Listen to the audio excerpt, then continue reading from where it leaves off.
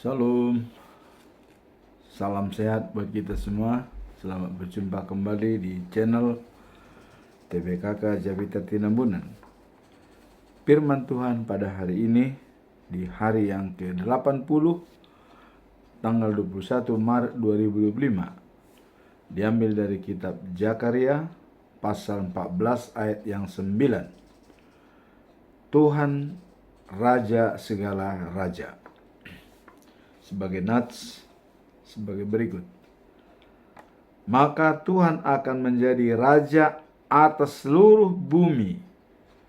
Pada waktu itu Tuhan adalah satu-satunya dan namanya satu-satunya. Dalam bahasa Indonesia sehari-hari, maka Tuhan akan memerintah sebagai raja atas seluruh muka bumi. Setiap orang akan menyembah Dia sebagai Allah dan mengenal Dia dengan nama yang sama. Bahasa Batak Tuba Siganupari di Dok Songonon. Dungi Jahoba ma nagabe raja di sude portibion. Sudema marsomba tuibana, jara sudema umboto gowarna. Demikian firman Tuhan.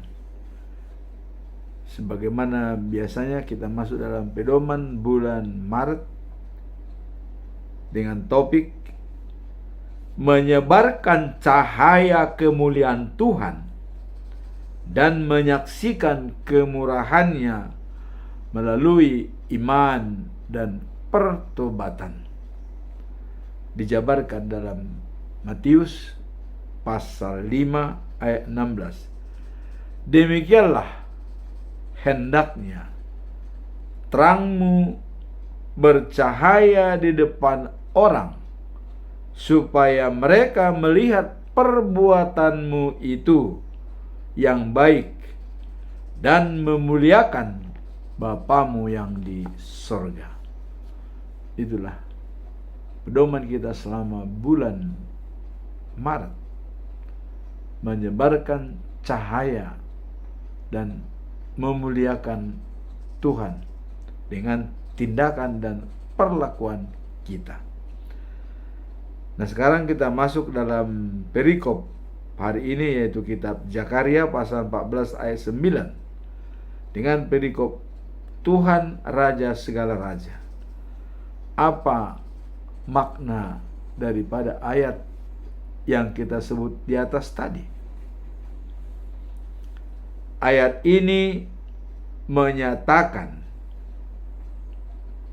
dan pada hari itu Tuhan akan menjadi raja atas seluruh bumi.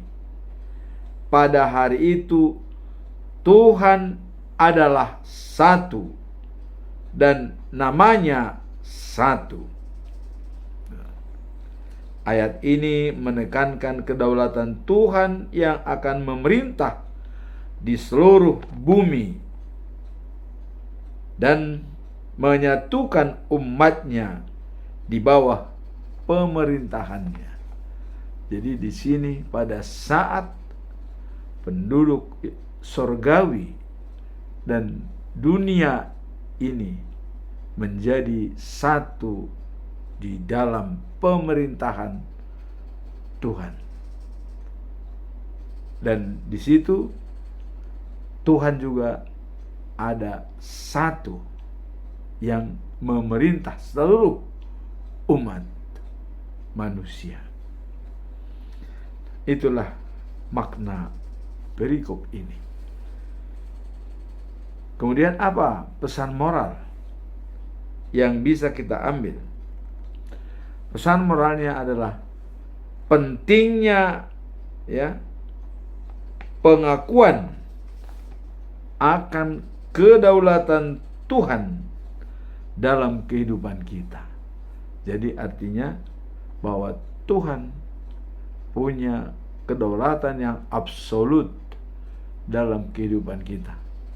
Ini perlu kita jabarkan dalam kehidupan kita sehari-hari. Dengan memahami bahwa Tuhan adalah Raja yang ditetapkan atas segala sesuatu, kita diingatkan untuk menyerahkan dan mengandalkan Tuhan sebagai kekuatan kita, karena Dia berdaulat atas seluruh hidup kita. Kemudian apa pembelajaran yang bisa diambil dari perikop ini? Mari kita lihat ya. Yang pertama adalah Tuhan akan menjadi Raja yang memerintah di seluruh bumi, menciptakan kesatuan di antara umatnya, dan semua umat manusia mengaku Tuhan sebagai Raja, membuat kedamaian yang seperti di dunia yang bersatu. Jadi sudah jelas bahwa untuk menyatukan seluruh umat manusia, itu pembelajaran yang pertama. Kemudian yang kedua, mengingat kedaulatan Tuhan, kita diingatkan untuk mengandalkannya dalam setiap aspek kehidupan kita. Kalau kita sudah tahu bahwa Tuhan berkuasa atas segalanya, maka wajib kita mengandalkan Tuhan dalam kehidupan kita sehari-hari.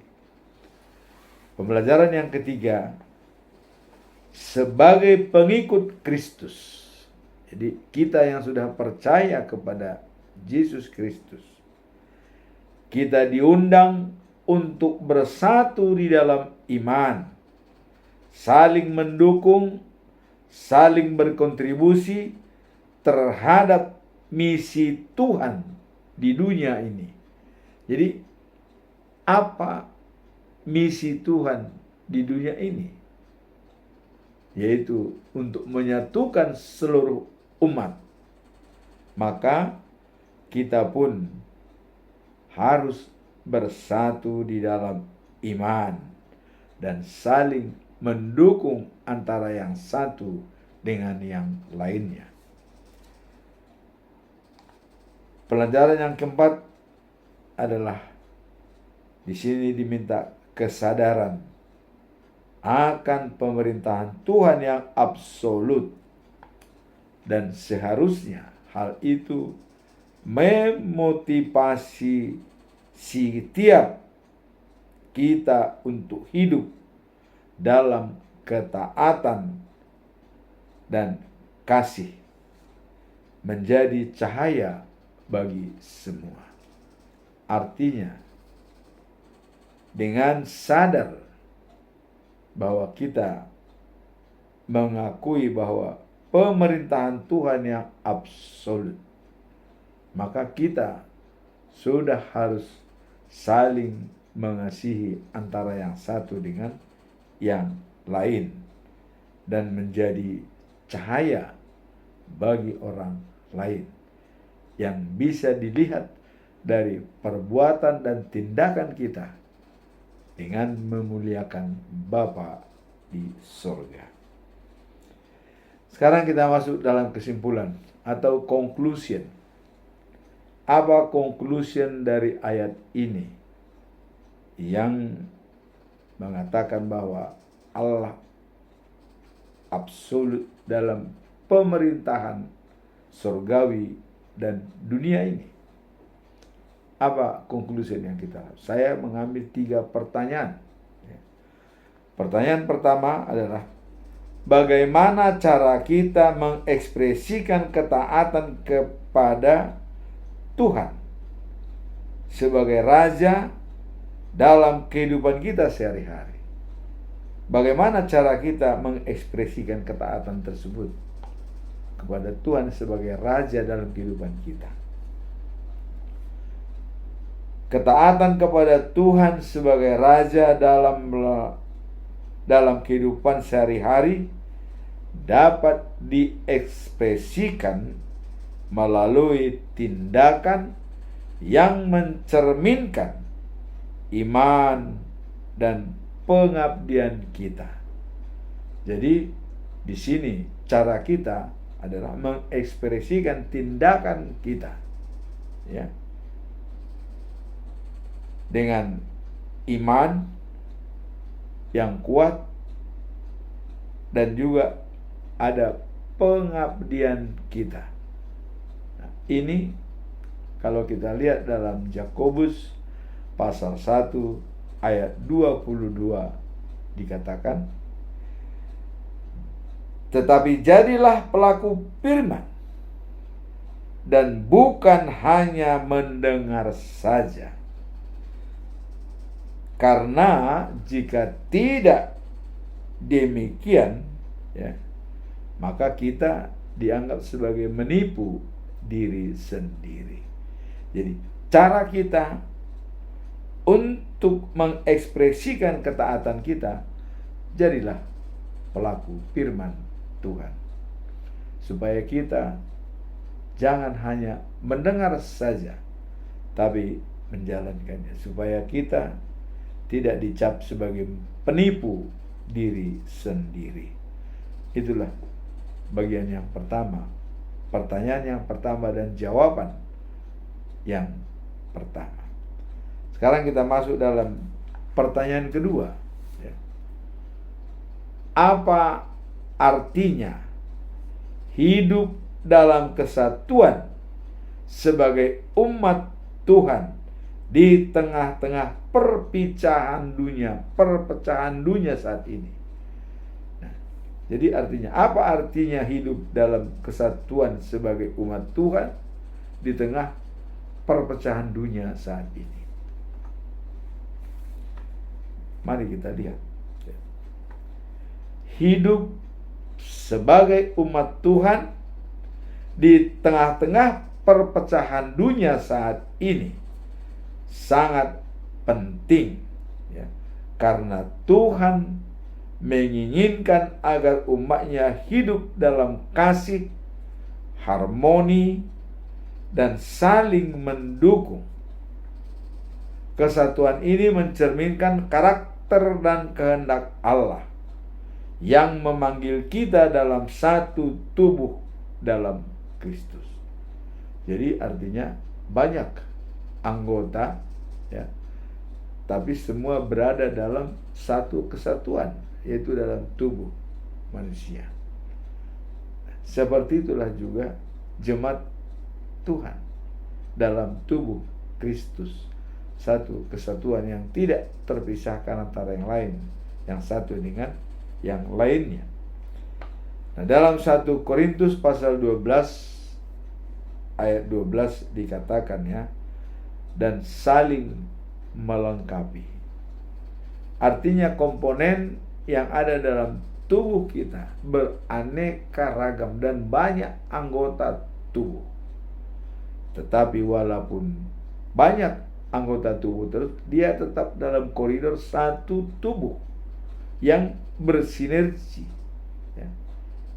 Satu tubuh ini adalah melambangkan suatu kesatuan yang utuh sesuai dengan fungsi masing-masing, dan tidak ada yang menyombongkan diri atau dikatakan superior, superhero, atau bahkan sebaliknya inferior, merasa tidak bernilai, ya, merasa tidak mampu. Dan jangan ada berpikiran, oh, dengan kemampuan pikiran saya ini bisa, jangan, ya. Atau merasa sebagai pahlawan dalam hal tersebut. Contoh misalnya dalam pembangunan gereja yang dijalankan, oh, saya yang jadi, tanpa saya tidak bisa jalan. Inilah yang harus dihilangkan. Tidak pernah dalam tubuh kita jantung berbicara, saya perlu istirahat 1 jam untuk mengambil tenaga. Tidak pernah. Dia tetap bekerja 24 jam. Dan tidak pernah mengeluh, kecuali diakibatkan oleh kondisi tubuh kita yang dia terpaksa susah payah memompa darah ke seluruh tubuh. Karena banyaknya kolesterol yang menghambat dan ada trombos yang sudah mati sehingga darah tidak bisa bergerak lagi. Nah, itulah dalam kesatuan tubuh. Di dalam 1 Korintus pasal 12 ayat 12. Jadi digambarkanlah tubuh kita itu seperti tubuh Kristus dalam jemaat. Walaupun berbeda suku, berbeda pendidikan, berbeda latar belakang, berbeda daerah, berbeda etnis, tapi tetap dalam satu tubuh, yaitu tubuh Kristus. Dipersatukan dalam Yesus Kristus. Tidak ada lagi superior, inferior, dan superhero. Semua adalah merupakan super tim yang kompak, bekerja sama untuk mencapai tujuan yang akan dicapai. Nah, kemudian dalam Efesus pasal 4 ayat 3 dikatakan, kita diajak untuk berusaha menjadi kesatuan roh oleh ikatan damai sejahtera. Jadi diikat dengan kesatuan roh yang melambangkan hidup damai dan sejahtera. Pertanyaan yang ketiga, bagaimana cara kita bisa lebih menghargai dan mencintai sesama sebagai bagian dari tubuh Kristus dalam komunitas kita. Jadi sebagai bagian dari tubuh Kristus berarti kita sudah terpaut dengan yang lainnya untuk menjadikan satu kesatuan yang bersinergi.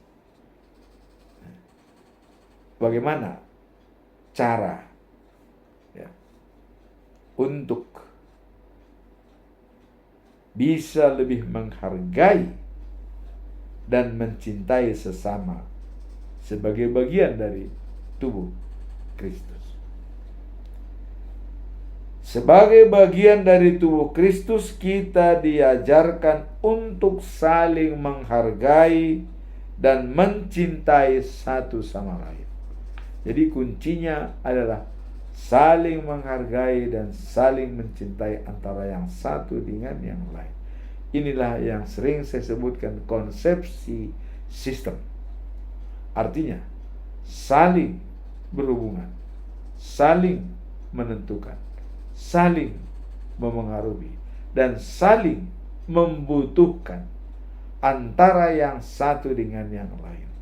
Seperti tubuh manusia, antara kebutuhan jantung, otak, liver, perut, dan juga mata, tangan, telinga, hidung, lidah, semua disatukan dalam kesatuan tubuh yang punya nilai masing-masing yang bermakna dan tidak saling mengatakan bahwa dia yang paling hebat atau dia yang tidak ada apa-apanya, tapi semua dalam kesatuan konsepsi sistem saling mencintai dan saling mendukung antara yang satu dengan yang lain. Nah, hal ini mencerminkan sifat dan karakter Allah. Seperti terlihat dalam Kejadian 1 ayat 27 dikatakan, jadi Allah menciptakan manusia itu menurut gambarnya, dan menurut gambar Allah diciptakan dia laki-laki dan perempuan diciptakannya mereka.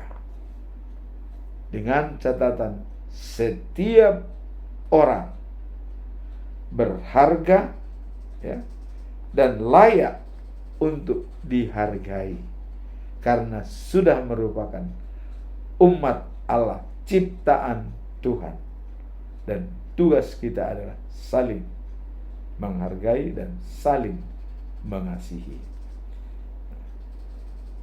Dan juga dalam Efesus pasal 4 ayat 32 dikatakan, kita dianjurkan untuk saling mengampuni dan bersikap baik antara yang satu dengan yang lain.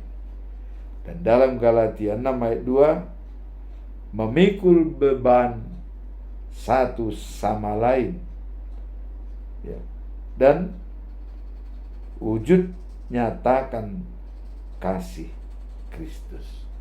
Jadi kalau kita sudah saling mengampuni, saling mengasihi, dan mewujudkan karakter daripada Allah.